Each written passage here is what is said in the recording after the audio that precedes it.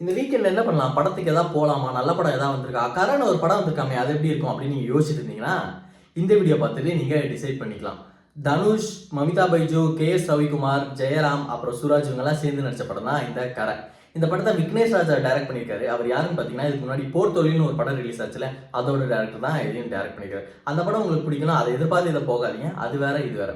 But அவரு தான் இதையும் டைரக்ட் பண்ணியிருக்காரு.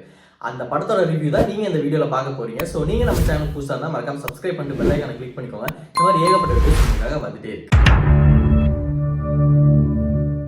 ஃபர்ஸ்ட் படத்தோட பாசிட்டிவ்லாம் பார்த்துடலாமா? ஃபர்ஸ்ட் பாயிண்ட் என்னன்னா படத்தோட காஸ்ட் அண்ட் க்ரூ.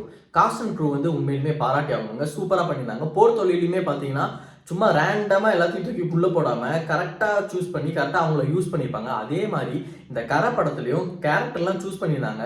ஜஸ்ட் அவங்க ஃப்ரேமை ஹோல்ட் பண்ணுவாங்க. அவங்க வந்து சீனியர் ஆக்டர் அப்படின்னு மட்டும் இல்லாம அவங்கள எப்படி யூஸ் பண்ணுமோ அப்படி யூஸ் பண்ணியிருக்காங்க.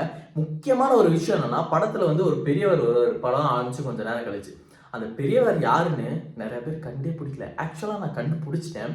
ஆனால் அது வந்து நிறைய பேருக்கு தெரியாது. இப்போ நீங்கள் இந்த வீடியோ பார்த்துட்டு படம் போய் பார்த்தீங்கன்னா அந்த பெரியவர் யாரு அப்படின்னு மைன்யூட்டாக பார்த்துட்டே இருப்பீங்க. பட் இந்த வீடியோ பார்க்கறதுக்கு முன்னாடியோ இல்லை படத்தை பார்த்துட்டு வந்து இந்த வீடியோ பார்த்தீங்கன்னா உங்களுக்கு அதை கண்டுபிடிக்கவே கொஞ்சம் நேரம் ஆயிருக்கும். ஏன்னா அந்த அளவுக்கு ஒர்க் அவுட் பண்ணியிருக்காங்க. அதுக்கு முக்கியமான காரணம் யாருன்னா மேக்கப் ஆர்டிஸ்ட். எல்லா கேரக்டருமே மோஸ்ட்லி சீனியர் ஆக்டர்ஸ் நிறைய பேர் இருக்காங்க. அவங்க எல்லாத்துக்குமே வந்து மேக்கப் ஆர்டிஸ்ட் வந்து சூப்பராக வேலை பண்ணியிருக்காரு.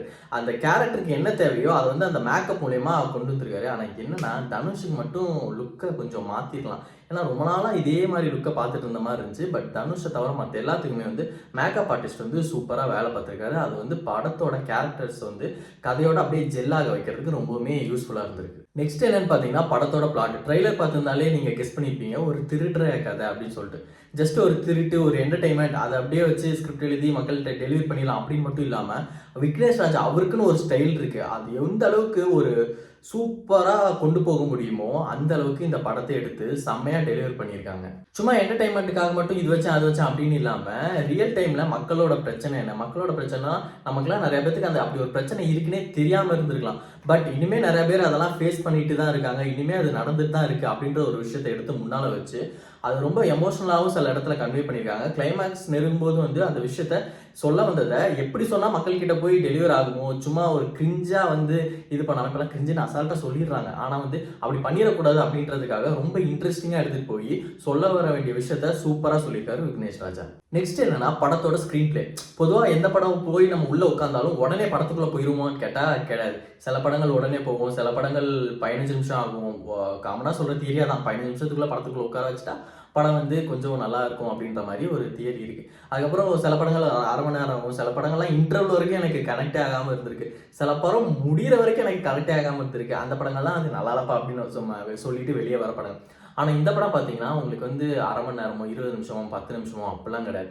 படத்துக்குள்ளே போய் உட்கார்ந்த உடனே ஃபர்ஸ்ட் ஒரு நிமிஷம் ஆரம்பிக்கும் பார்த்தீங்களா, ஆரம்பிச்சு ஒரு 2-3 நிமிஷத்துலேயே வந்து படத்துக்குள்ளே நம்மள அப்படியே கேட்ச் பண்ணி உட்கார வச்சிருது.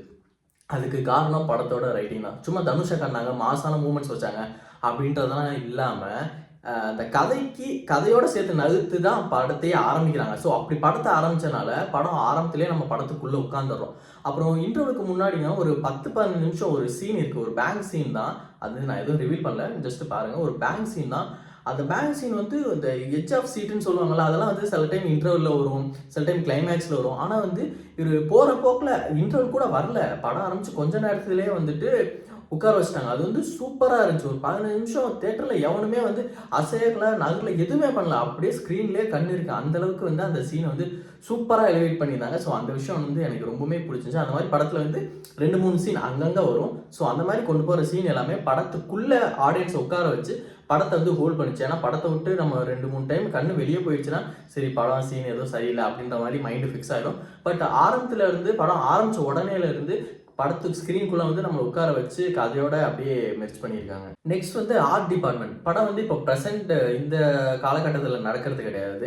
எந்த காலகட்டத்தில் நடக்குதோ அதுக்கு தேவையான ஒரு என்விரான்மெண்ட்டாக அதுக்கு தேவையான ஒரு லேண்ட்ஸ்கேப்பை வந்து ஆடியன்ஸ் கிட்ட சொல்லி ஆகணும். ஸோ அதை வந்து நல்லாவே பார்த்து பண்ணியிருக்காங்க. நம்ம வந்து நம்ப வச்சிடறாங்க இது வந்து அந்த காலகட்டத்தில் தான் நடக்குது அப்படின்னு. ஏன்னா அப்படி ஒரு கதை அப்படி ஒரு சம்பவங்கள் வந்து இந்த காலகட்டத்தில் நடந்துச்சுன்னா லாஜிக்கலாக நமக்கு ஏகப்பட்ட கேள்வி வரும். இது அப்படி இருந்திருக்கணும், இப்போ வந்து இது இருந்திருக்கலாமே அப்படி. ஆனால் அதெல்லாம் தவிர்த்துட்டு ஆக்சுவலாக அப்படி தான் எழுதிப்பாங்க. அது அந்த காலகட்டத்தில் நடக்கிறதுனால ஆடியன்ஸ்க்கு அதை டெலிவரி பண்ணணும் அப்படின்றனால நிறைய விஷயங்கள் பஸ் ஸ்டாண்டாக இருக்கட்டும், ரோடாக இருக்கட்டும், பேக்ரவுண்ட் பேனர்ஸாக இருக்கட்டும், சின்ன சின்ன விஷயங்கள் பிளாட்ஃபார்ம் இருக்கட்டும், நிறைய விஷயங்கள் வந்து அந்த காலகட்டத்தில் எப்படி இருக்குமோ அதையே நமக்கு வந்து நல்லா போர்ட்ரேட் பண்ணி ஆடியன்ஸ் வந்து நம்ப வச்சுருக்காங்க. இது வந்து அந்த காலகட்டம் அப்படின்னு சொல்லிட்டு. ஸோ ஆர்ட் டிபார்ட்மெண்ட் அந்த விஷயத்தில் வந்து நல்ல வேலை பார்த்துருக்காங்க. ஆக்டிங்கில் வந்து எல்லாருமே வந்து பிரிச்சுட்டாங்க. சும்மா சொல்லவே முடியாது. நான் ஆரம்பத்திலே சொன்ன மாதிரி நிறைய சீனியர் ஆக்டர்ஸ் இருக்காங்க. தாத்தா கூட ஒருத்தர் இருக்காருன்னு சொல்லலாம். நீங்கள் படம் பார்த்து வந்து கண்டுபிடிச்சிக்கோங்க. அவர் வந்து கண்டுபிடிக்க முடியாத அளவுக்கு வந்து அந்த ஆக்டிங்கு எல்லாருமே பின்னிருக்காங்க. ஜெயராமா இருக்கட்டும், சுராஜா இருக்கட்டும், கே.எஸ். ரவிக்குமார்லாம் ஒரு டேரக்டருக்கு வந்து நம்ம என்ன சொல்லியா தரணும், இப்படி நடிங்க சார், அப்படி நடிங்க சார். டேரக்டர் நடிக்கும்போது எப்படி இருக்கும்? ஆல்ரெடி நான் இந்த பாயிண்ட்டை வந்து வேற ஒரு ரிவ்யூவில் சொல்லியிருக்கேன். So KS. ரவிக்குமார்லாம் சூப்பருங்க. அதெல்லாம் ஒன்றுமே சொல்ல முடியாது. ஆக்டிங்னா அது ஆக்டிங் மாதிரியே இருக்காது. அந்த கேரக்டராகவே எல்லாருமே அந்தந்த இதை ஹோல்ட் பண்ணியிருக்காங்க. ஸோ அந்த விஷயம் வந்து நம்மளை இன்னுமே கேரக்டர் கூட கனெக்ட் பண்ணுது. படம் உங்களுக்கு ஆரம்பத்துல இருந்து கடைசி வரைக்குமே நல்ல விறுவிறுப்பாகவே போகுது. எங்கேயுமே இந்த லேகு ஸ்லோவாக என்னடா லைட்டாக தட்டுற அப்படின்ற மாதிரி பெருசாக இல்லை.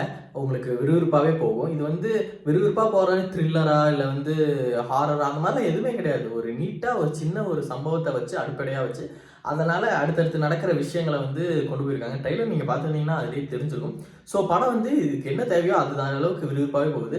சில இடத்துல வந்து இது ஏன் இவ்வளோ விறுவிறுப்பாக போகுது அப்படின்ற மாதிரி ஆயிடுச்சு. அந்த இடத்துல வந்து எனக்கு கொஞ்சம் லைட்டாக தட்டுச்சு. இது இவ்வளோ ஃபாஸ்ட்டாக எதுக்கு இந்த இடத்துல நகரணும், அது லாஜிக்கலாக லைட்டாக அப்படி இப்படி ஆச்சு. ஆனால் மற்றபடி நீங்கள் நம்ம நார்மலாக ஆடியன்ஸாக கொடுக்குற காசுக்கு ஒரு என்டர்டெயின்மெண்ட்டாக இருக்கணும்னா கண்டிப்பாக இந்த படம் அதுக்கு ஒருத்தர் தான் இருக்கும். இன்னொன்று அண்டர்லைன் பண்ண வேண்டிய விஷயம் என்னன்னா, இப்படி கதை நகர்ந்துட்டு இருக்கு, இப்படி சுற்றி சம்பவங்கள் நடந்துட்டு இருக்கு, இதுக்குள்ள எப்படி வந்து ஆடியன்ஸை சிரிக்க வைக்க முடியும், அவங்க சிரிக்க வைக்க முடியும்னு இன்டென்ஷனில் பண்ணாங்களா என்னன்னு தெரியல.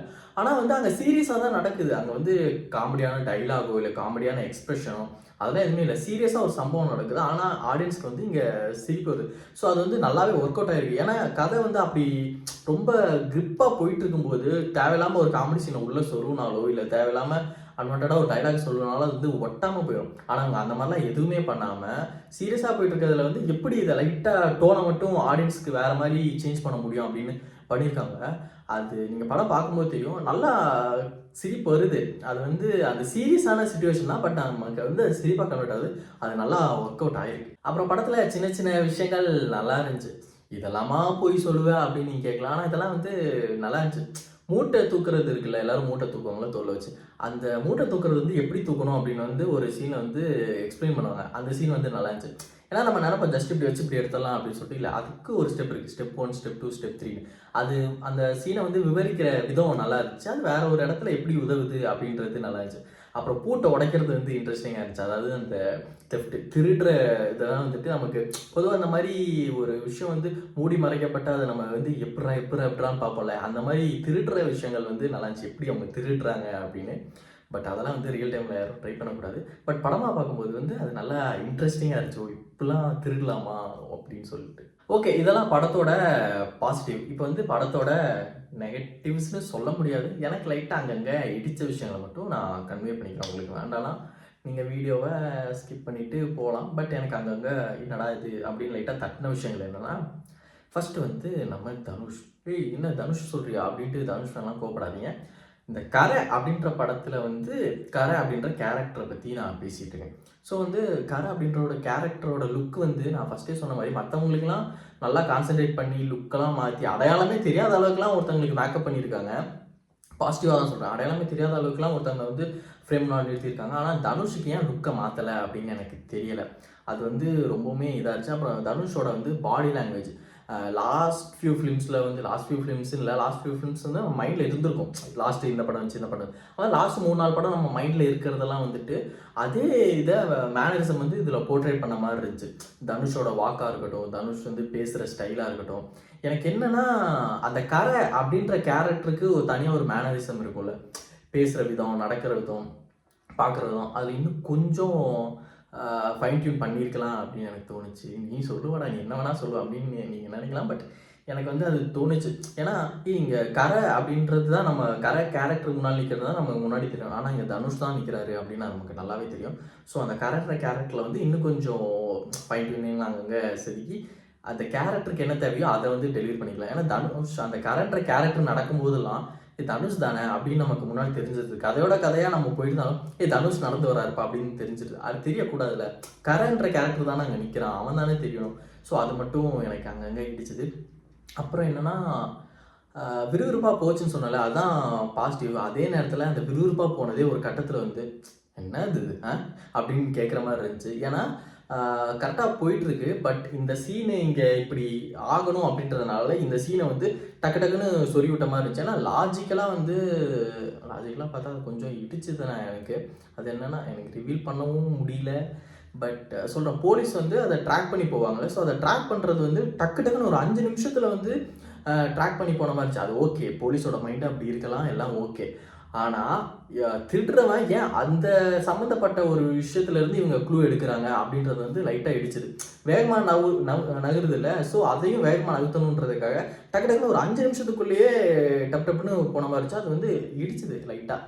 அப்புறம் படம் பார்த்துட்டே இருக்கும்போது இது அந்த படம் இல்லை, இது இந்த படம் இல்லை அப்படின்னு ஒரு 2-3 சீனில் வந்து லைட்டாக அந்த வாசனை அடிச்சு போகும். அது ட்ரெய்லர் பார்க்கும்போதே எனக்கு ஒரு படத்தோட டோன் தெரிஞ்சுது. அது தப்பு சொல்ல முடியாது, அது மேபி கிராமத்தில் நடக்கிறனால அப்படி இருக்கலாம். பட் படம் பார்க்கும்போதும் அது எனக்கு பர்சனலாக கேரி ஆச்சு. அதே மாதிரி வேற ஒரு சீன் நடக்கும்போது இது அப்படி இல்லை, சேம் சீன் வைக்கிறது கிடையாது, அதை நான் சொல்லலை. சேம் இதே மாதிரி சீன் அங்கே வருமே அது சொல்லலை.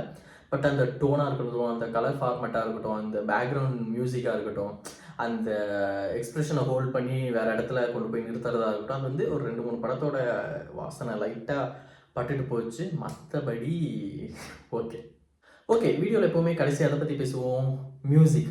மியூசிக் வந்து நம்ம ஜிவி பிரகாஷ் குமார்.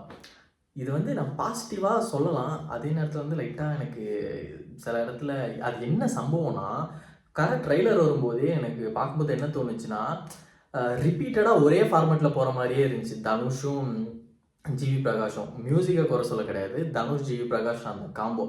ரீசெண்ட் டேஸாக 2 பேரும் சேர்ந்து தான் ஒர்க் பண்ணிட்டு வராங்க. ஸோ அதுவும் இல்லாமல் இந்த மாதிரி ஒரு ஜான்ராக்கு வந்து ஜிவி போட்டது வந்து இது அந்த மாதிரி இருக்குப்பா அப்படின்னு ஃபஸ்ட் ட்ராக் ஒன்று ரிலீஸ் பண்ணியிருந்தாங்க கரை படத்தில். ஸோ அந்த ஃபஸ்ட் ட்ராக் எனக்கு கேட்கும்போது அப்படி தான் இருந்துச்சு, இது அந்த மாதிரி இருக்குப்பா அப்படின்னு சொல்லிட்டு. அதுவும் இல்லாமல் இன்னொன்று நான் தனுஷோட வோக்கல். தனுஷ் வந்து நல்ல சிங்கர். அவரோட பாட்டெல்லாம் நிறையா இன்னுமே நம்மளோட பிளேலிஸ்ட்டில் வந்து நம்ம கேட்டுருப்போம். அவரோட வாய்ஸில் வந்து சாங்ஸ் அவருக்கு வந்து நல்லா நிறையா எக்ஸ்ப்ளோர் பண்ணியிருக்காரு அவர். பட் அது பண்ணும்போது ரிப்பீட்டடாக அதே கேட்டுட்டு இருக்க மாதிரி இருக்குது. ரிப்பீட்டடாக அதே ஜெய் பிரகாஷ் மியூசிக், ரிப்பீட்டடாக தனுஷ் வோகல், ரிப்பீட்டடாக அதே டோனு, அதே ஃபார்மேட்டு. அது வந்து எனக்கு ரொம்பவுமே இடிச்சுது. என்னடா ஒரே மாதிரி இருக்குது அப்படின்ட்டு. பட் மியூசிக் பொறுத்த வரைக்கும் படத்தில் வந்து பிஜிஎம்லாம் நல்லா ஒர்க் அவுட் ஆகிருக்கு. எந்தெந்த இடத்துல எந்தெந்த பிஜிஎம் தேவையோ அது வந்து சூப்பராக இருக்குது. ஈவன் நீங்கள் அசுரன் மாதிரி இருக்கே அப்படின்னு கூட உங்கள் மைண்டுக்கு வரலாம். பிஜிஎம் வந்து அந்தளவுக்கு நல்லா ஃபயராக பம்பப் ஆகுது. இந்த சீனுக்கு வந்து இந்த பிஜிஎம் இருக்கனால நல்லா பம்ப் ஆகி ஆடியன்ஸ் கூட நல்லா மெர்ஜ் ஆகுது. ஸோ பிஜிஎம்ஸ்லாம் நல்லா இருந்துச்சு. இன்னொன்று என்னென்னா சாங்ஸ் வந்து நல்லாவே இருந்துச்சு. எல்லாமே சூப்பராக இருந்துச்சு. சாங் நல்லா இருந்துச்சு, சாங்கோட டோன் நல்லா இருந்துச்சு, லிரிக்ஸ் நல்லா இருந்துச்சு. பட் அந்த சாங் வந்து வச்ச பிளேஸ்மெண்ட் வந்து எனக்கு சிலது வந்து ஒட்டலை. அது என்னென்னா, இப்போ வந்து சோகமான ஒரு சீன் வருதுன்னு வைங்களேன், அந்த சோகமான சீனுக்கு வந்து ஒரு சாங் வைக்கிறாங்க. அது வந்து கரெக்டாக உட்காருது, ஓகே எல்லாமே ஒத்துக்கிறேன். அந்த மாதிரி 2-3 சீன் வச்சுருக்காங்க, நல்லா தான் இருக்குது. பட் அதே மாதிரி வேறு சீனில் அதை பண்ணும்போது ஏன் இது ரிப்பீட்டாக பண்ணுறீங்க அப்படின்ற மாதிரி தோணுச்சு. நமக்கு நிறைய தோணும், அதை ஜஸ்ட்டு சொல்லிகிட்ருக்கேன்.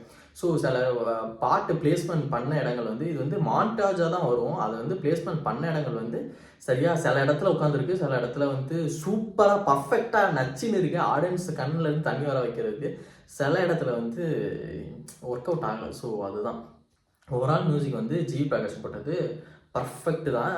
தனுஷ் ஜிவி வந்து பர்ஃபெக்ட் காம்போ தான் இந்த கரை படத்துக்கு. பட் இதெல்லாம் இருக்குது எல்லாமே. அப்புறம் அவ்வளோதான். சரி, இப்போ சொல்லி ஜஸ்ட் படத்துக்கு போய் பார்க்கலாமா வேண்டாமான்னு கேட்டிங்கன்னா, படம் நீங்கள் வந்து கண்டிப்பாக போய் பார்க்கலாம். கொடுக்குற காசுக்கு வந்து ஒர்த்தான படம் தான். இந்த வீக்கெண்ட் வந்து நீங்கள் போயிட்டு ஜாலியாக செலிப்ரேட் என்ஜாய் அப்படிலாம் கிடையாது. போயிட்டு நீட்டாக ஒரு நல்ல ஒரு படம், நல்ல ஒரு இன்டென்சிவான படம், அதை வந்து ஞாபகம் வச்சுக்கோங்க. இன்டென்சிவான படத்தை போய் பார்த்துட்டு நீங்கள் வரலாம். ஸோ ஓவரால் இந்த கரை படம் வந்து கரசாமி அப்படின்ற ஒரு கேரக்டர் வச்சு கரை அப்படின்னு வச்சுருக்காங்க டைட்டில். ஸோ நீங்கள் இந்த படத்தை வந்து தாராளமாக போய் இந்த வீக்கெண்ட் பார்த்துட்டு வரலாம். கொடுக்குற காசுக்கு ஒர்த்தான ஒரு படம் தான். தமிழில் இப்போ ரீசெண்ட் டேஸில் வந்ததில் வந்து நல்ல ஒரு ஃப்ளேவர்டான படம் வந்து இந்த கரை அப்படின்னு சொல்லலாம். ஏன்னா அதுக்கு முன்னாடி வந்து லைட்டாக மைல்டான தயிர் சாப்பாடுலாம் சாப்பிட்டுட்டு இருந்த மாதிரி இருந்துச்சு. ஹாலிவுட்டில், மோலிவுட்டில், பாலிவுட்டில், அப்புறம் கன்னடா இண்டஸ்ட்ரியிலலாம் வந்து சில படங்கள் வந்து வந்துட்டு. அப்போ தமிழில் வந்து ரொம்ப நாளாக லைட்டாக ஸ்மூத்தாக போயிட்டு இருந்த இடத்துல இப்போ வந்து கரை அப்படின்றது நல்ல ஒரு ஃப்ளேவர்டான ஒரு படம் வந்து வந்திருக்கு. ஸோ நீங்கள் போய் பார்க்கலாம். இந்த மாதிரி ஏகப்பட்ட வீடியோஸ் உங்களுக்காக வந்துகிட்டே இருக்குது. அதுவும் இல்லாமல் வேறு ஏதாவது படத்தை பற்றி பேசி ஏஜிஎஸ் அப்படின்னு நீங்கள் சொன்னீங்கன்னா புது படமாக இருந்தாலும் பரவாயில்ல, பழைய படமாக இருந்தாலும் பரவாயில்ல, நீங்கள் வந்து கமெண்ட் செக்ஷனில் கமெண்ட் பண்ணலாம். அது இல்லாமல் மியூசிக்காக இருக்கலாம், இல்லை வேறு ஏதாவது படத்தில் டீட்டெயிலிங் இருக்கலாம், எதுனாலும் ஓகே. நீங்கள் வந்து கமெண்ட் பண்ணிங்கன்னா அதை பற்றி நான் உங்களுக்காக ஷார்ட்ஸ் வீடியோ நிறையா போடுவேன். ஸோ சப்ஸ்கிரைப் பண்ணிட்டு பெல் ஐகானை கிளிக் பண்ணிக்கோங்க. நெக்ஸ்ட் வீடியோவில் பார்க்கலாம். டில் தென் பை பை ஃப்ரம்